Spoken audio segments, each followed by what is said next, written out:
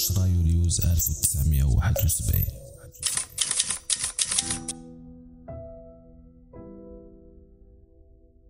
الليل، الصخيرات، عمر أوقف.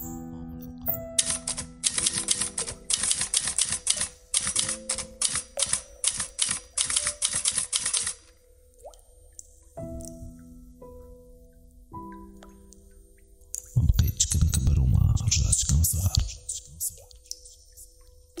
مليوح للريح وسما ما فيها نجوم، ما فيهاش أحلام الطفولة اللي كانت كتزينها في الليل.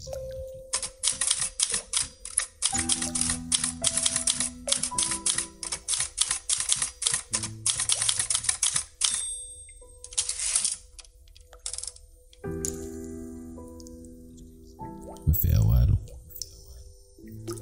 العدم.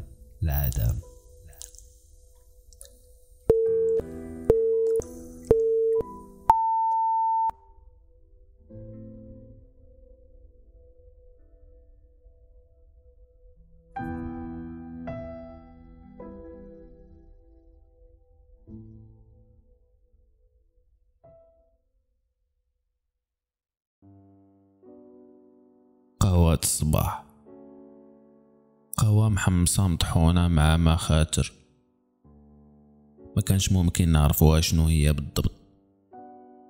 يمكن حمص ولا لوبيا حمراء، مهم هي ماشي قهوة ولا اتاي. ولكن شنو هي بالضبط؟ كيبقى السؤال معلق حتى كتوصل القهوة للمعدة، كتوصل بحال شي دواء كيجيب الدوخة والتقية. واش بول الجمل ولا بول الكابيتان ديال المعسكر؟ كنا كنشربوها بلا ما نسولو شنو هي بالضبط. طرفة الخبز، ولا الا بغينا نسميوها طرفة الحجر. كانت الحاجة اللي على الأقل كناكلوها باش ما نموتوش بالجوع. الخبز كان داير بحال شي رويضة، قاصح وغليظ ما فيه حتى شي مذاق، وكنقسم الا قدر شي واحد يهزو يضرب بيه شي واحد غادي يقدر يقتلو. كان خبز من السيمة، ميمكنش تقطعو، ميمكنش تهرسو، وميمكنش تندغو. خبز يابس ونشويات طيبة في الماء بلا عطرية بلا زيت. ومرة واحدة في السيمانة كطيب شحمات الجمل،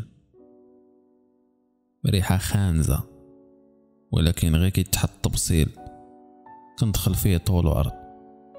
كنا كاملين عندنا نفس النظام الغذائي، النشويات هي حتى الموت.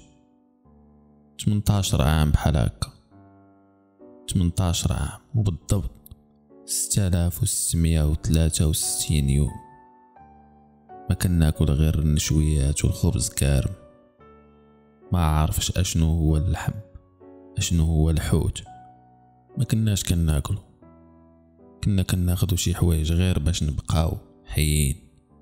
ودغيا نسيت الكارو، ماشي بحال الحماق اللي جا العربية رقم 4 تصدى، كان كيغوت وكيقطع حوايجو اللي ما عندوش غيرهم، كيعيط على الأساسة، بغا يعطيهم اي حاجة باش يجيبوا ليه نقارو واحد. كان كيقول لهم حتى الا ما بغيتوش تعطيوني قارو، غير شي واحد فيكم يجي حدايا ويكمي، بغيت غير نشم الريحة ديالو. كمي حدايا وخود اللي بغيتي، عطيني غير طاف وحدة وقتلني. راه حنا من بلاد وحدة، قارو واحد وتقدر تمشي لدارنا يعطوك اللي بغيتي. العربي مسكين بقى شهر كامل وهو داير الإضراب عن الطعام حتى مات. وفي هذاك الشهر كان كيتسمع صوته بشوية كيقول بغيت نموت، علاش تعطل عليا الموت؟ شكون اللي كيعطل عليا الموت وما كيخليهش يجي لعندي؟ شكون اللي كيعطل عليا الموت وما كيخليهش يدخل من تحت الباب ديال السيلولة؟ داك العساس مول الموستاج هو اللي حابس عليا الموت. شي حاجة صعيبة نموتو فاش حنا كنبغيو نموتو. ديك الساعة الموت كاع ما كيتسوق لينا. هادشي اللي كان كيقول العربي. وما جاه الموت حتى كما قال العربي شافو من بعد سيمانة. شافو اليوم ومن بعد سيمانة عاد رجع عنده باش خداه. العربي كان درويش ديما مقلق وكاسول شي شوية. فهرمومو كان ديما من هادوك اللي كيسقطوا. قبل الانقلاب كانوا غيحيدوا ليه الكراد ديالو ويرجعوا للحاجب. فاش كان كيمشي كارو كان كيمدغو. ديك هي المتعة ديالو.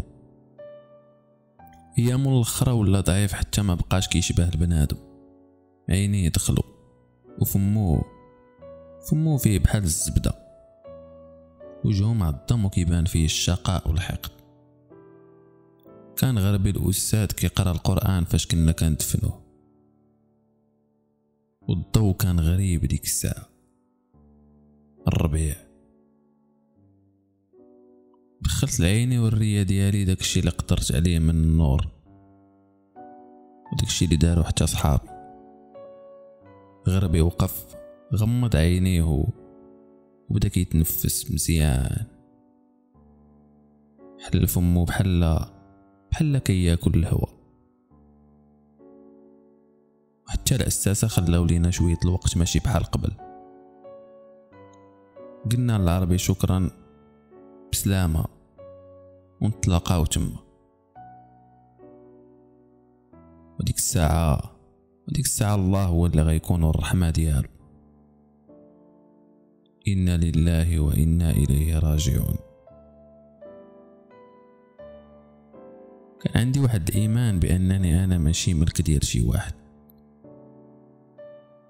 حتى شي واحد، ملك ديال الله بوحده سبحانه وتعالى. هو بوحدو اللي غتلاقى مع روحي، هو بوحدو اللي غيحاسبني. القسوحية ديال العسكر ما بقاش كتهمني، وإيماني بالله تزاد.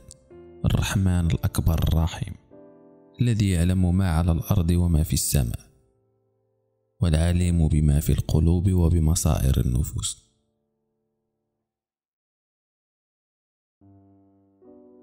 ذاك النور كان في نهار من نهارات شهر 4.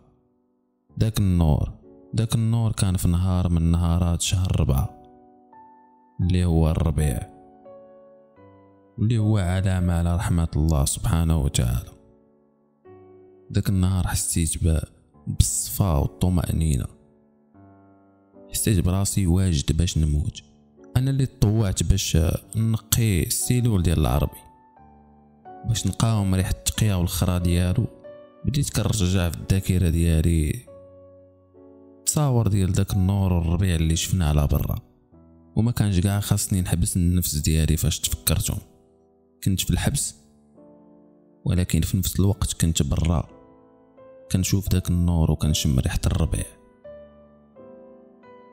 قررت باش نطرد الكآبة والكراهية من الداخل ديالي كما طرد الذكريات. كون كان الريحة د السيلول العربي عندها لون كنت كنتخيلها غتكون خضرة، وبقيت كنفكر في اشمل لون ممكن يكون عندها ديك الريحة. فاش ساليت ورجعت للسيلول ديالي غسلت وحسيت بواحد الراحة. الرفاهية ديالنا كانت هي ما يعير حتى شي واحد الريحة الماكلة المعفنة اللي كنا كناكلو. ديك الساعة ما كنبقاوش نتفكروا شكون حنا، كنحسوا براسنا شي حاجة. هذا ما كان. نتلاقاو في الحلقة الجاية ونكملوا هاد الستوري. تهلاو.